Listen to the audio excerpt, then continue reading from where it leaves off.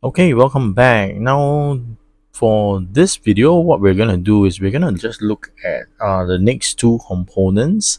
Okay, in this Venn diagram, we've actually covered ecotourism in the previous video, so we're gonna continue on with community-based tourism and pro-poor tourism. Right. So where were we? We were at community-based tourism, CBT. Okay, so CBT, the short form for community-based tourism. Reminder: if you're gonna write CBT short form in your answers, the very first time you're writing this term down, you need to write it in full form. Bracket the short form, the abbreviation. Then after that, moving on, you can use the abbreviation. Please do not just use CBT as an abbreviation. It can mean a whole lot of different things. So, what is community-based tourism? It is basically small-scale tourism, right? It's innovative. It is local managed. That's very important. If you think of actual types of what you would see, or we will classify it, things like homestays, right? Agricultural tourism, where things like a farm stay in a real farm, not those farm stay farms. Okay. Are there some limitations? Yes, of course, there will always be limitations. Like our earlier part in topic 1, where we talk about benefits and social impacts of tourism, right? Is local culture at risk, right? When you have community-based tourism and your tourists come in and they only want to see certain things, right? Will you pander to their needs?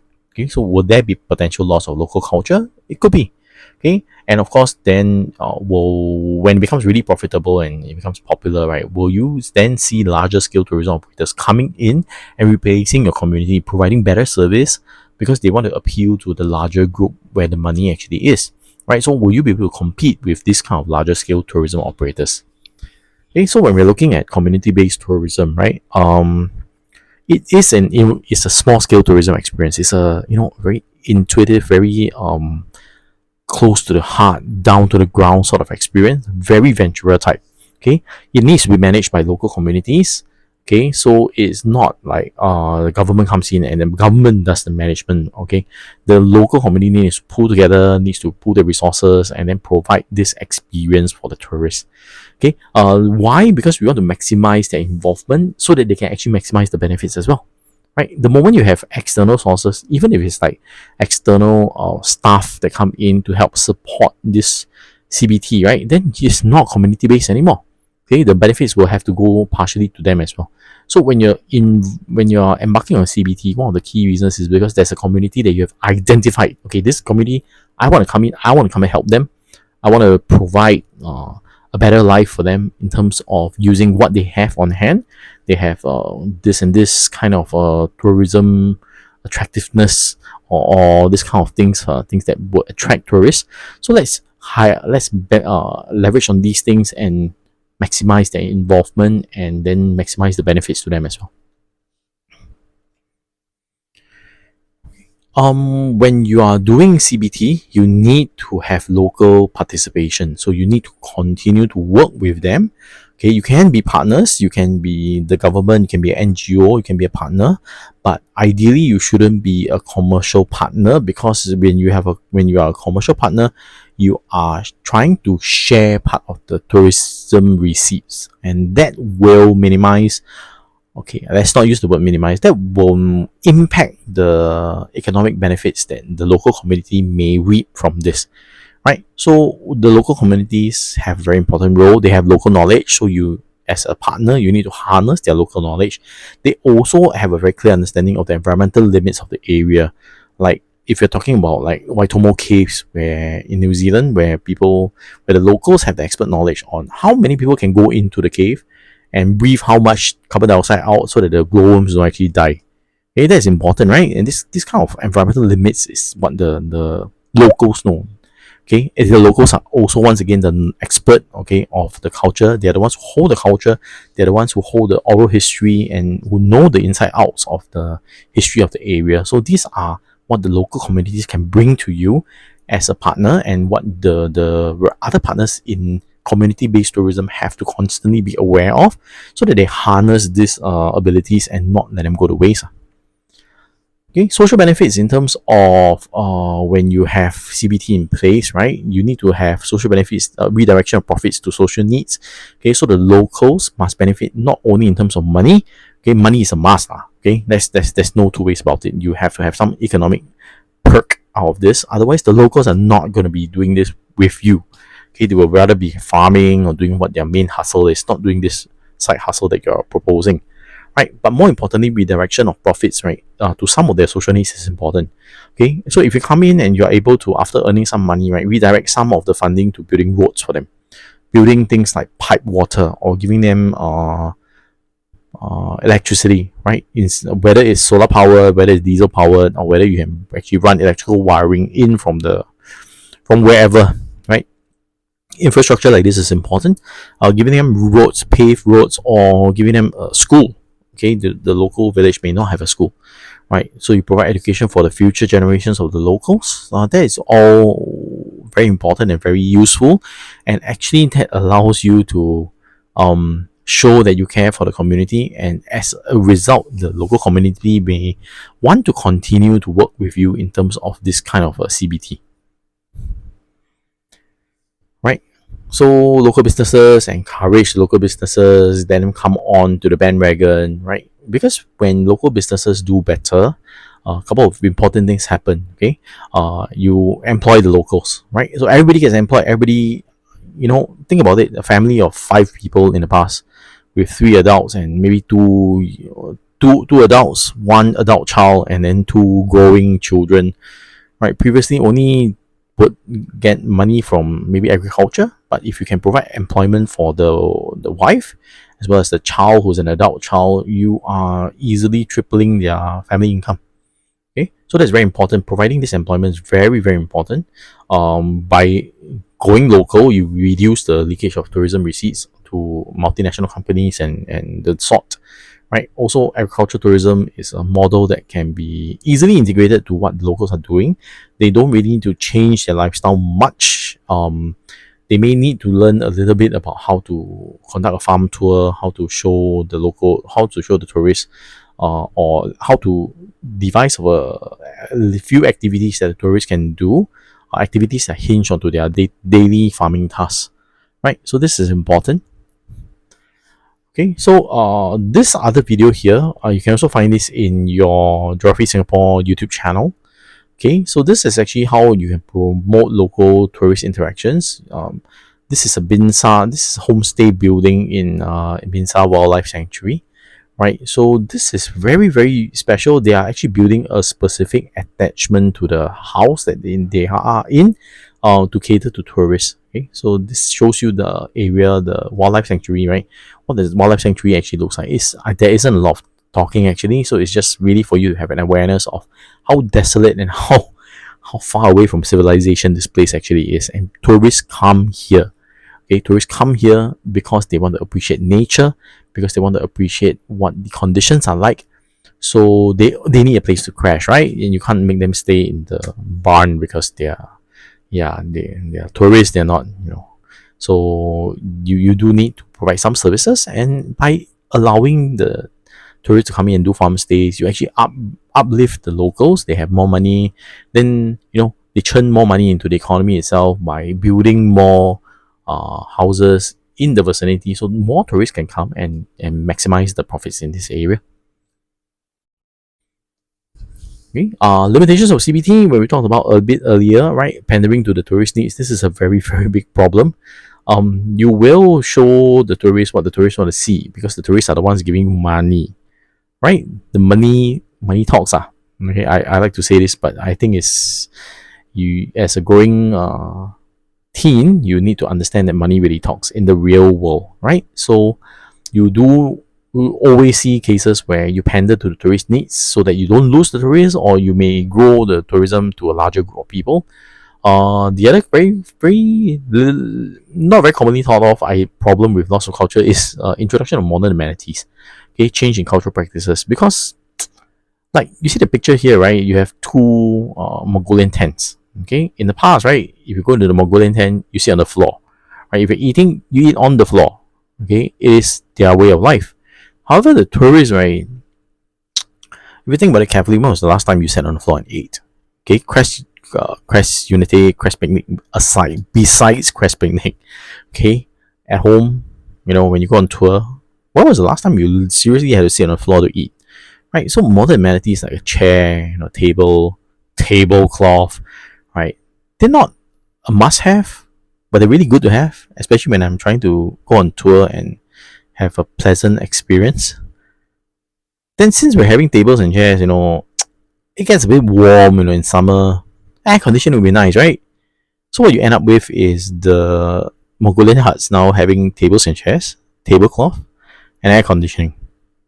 So if you talk about community-based tourism being, hinged onto local communities, sustainable, you don't try to destroy the environment, you try to build the experience around the local culture.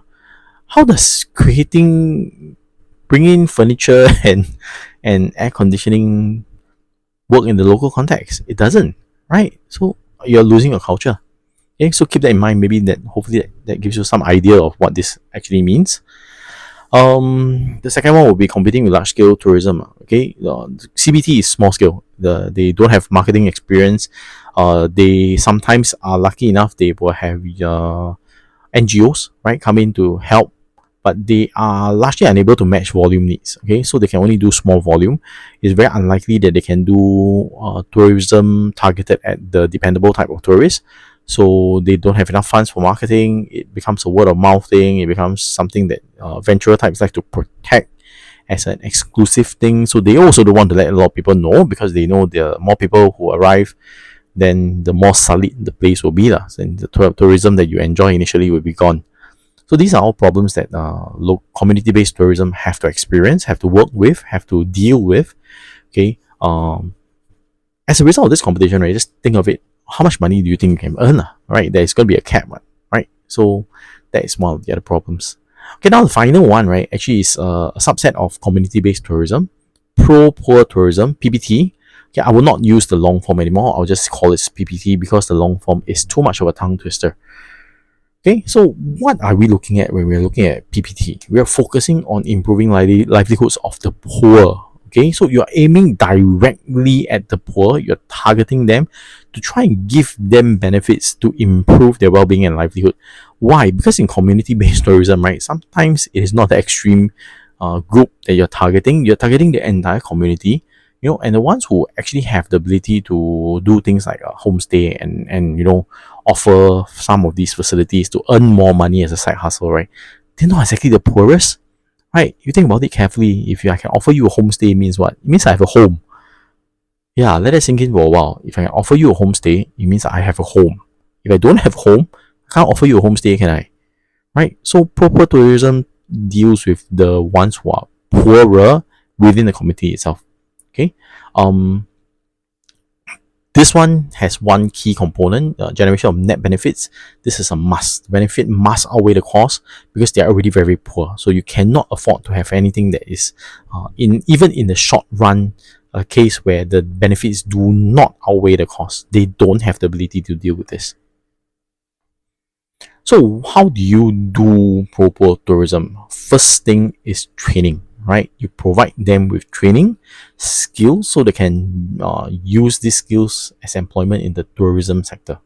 Okay, so you can teach the poor how to become tour guides. Now you don't need to teach them content. Please bear in mind that when you're looking at CBT and PPT, right, these are locals who have lived there.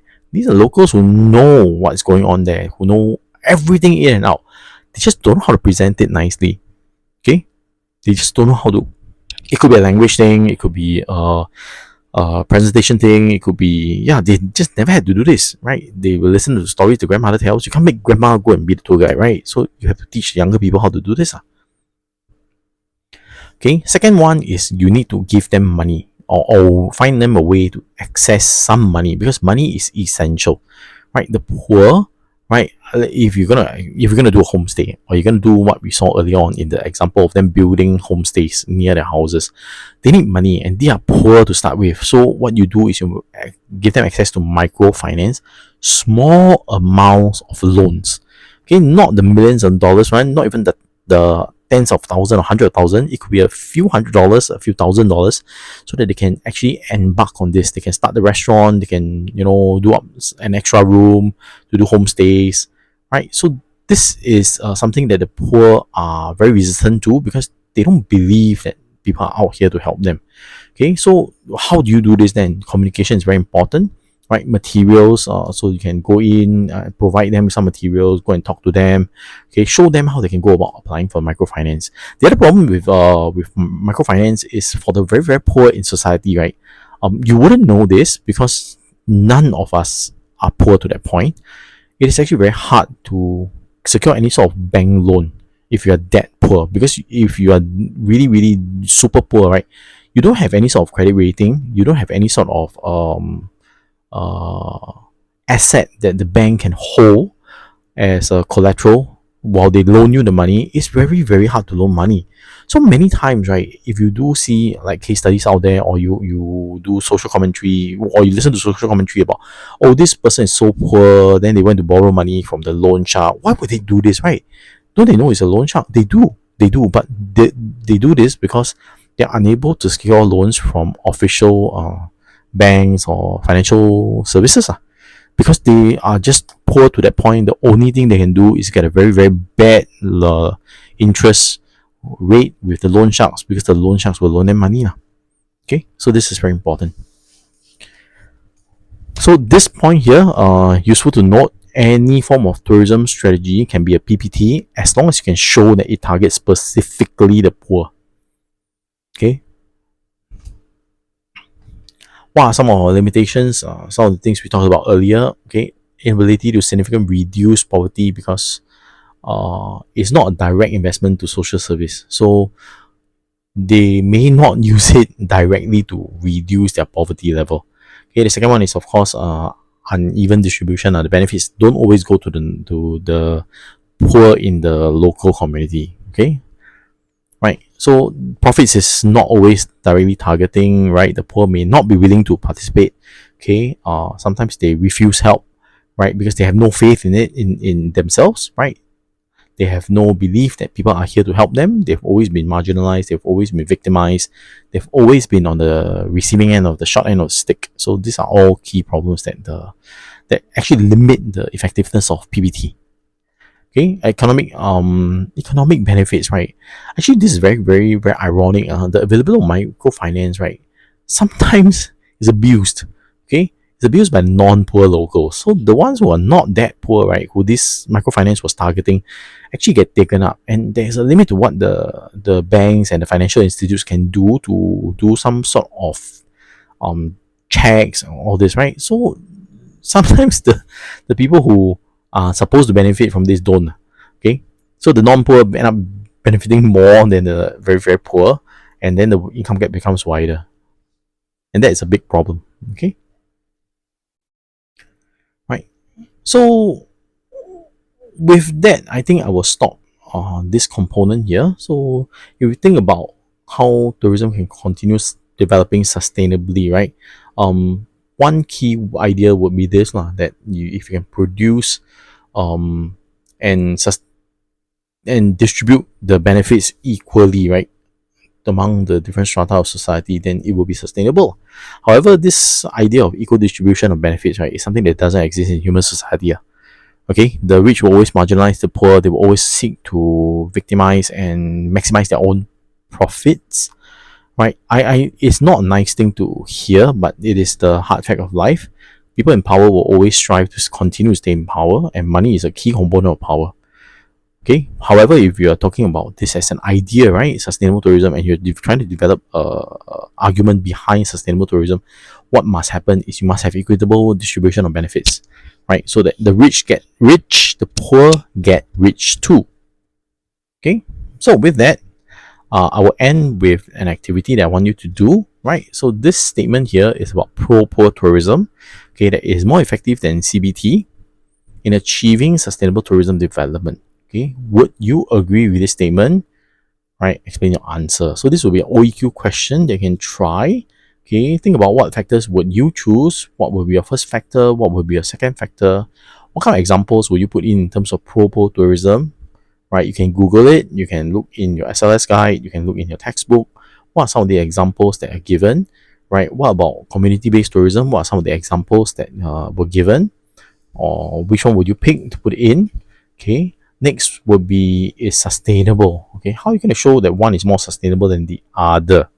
Okay, what would be your comparison criteria? Will it be the fact that if you deal with one, there will be no poor people already?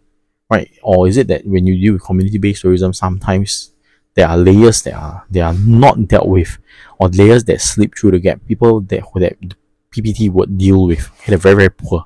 Right, so keep that in mind.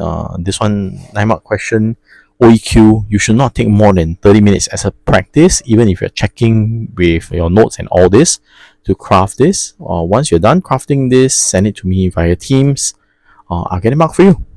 Okay, so this is a good practice, right? To sum up our sustainable tourism component, where we look at pro tourism, PPT, and CBT, community based tourism, together with ecotourism as a third factor.